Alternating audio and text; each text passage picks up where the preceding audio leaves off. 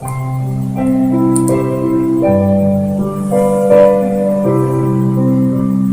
over 30 years I worked at the power plants. Up on shift, and many strange things happened in the power plant, especially on the graveyard shift. And the story I'm about to tell is a true story that happened to me when I was young, more than 30 years ago.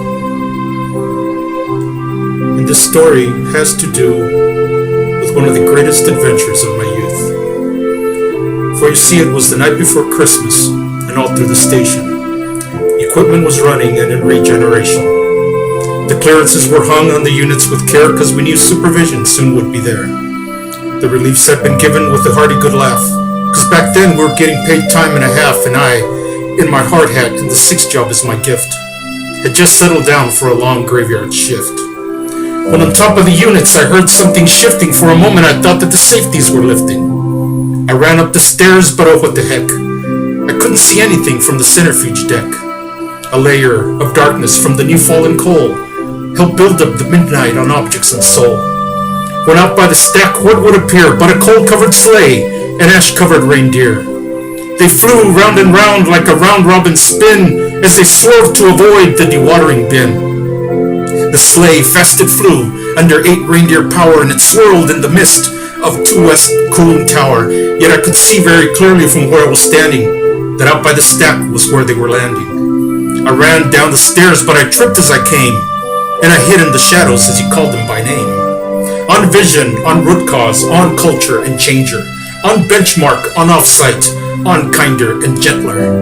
I sprang from my cover, the 8 reindeer flew, but I grabbed old St. Nick. He asked, "How did you do?" He had coal in his beard, soot in his mustache. Why, he looked like the 9 guy after dumping his ash.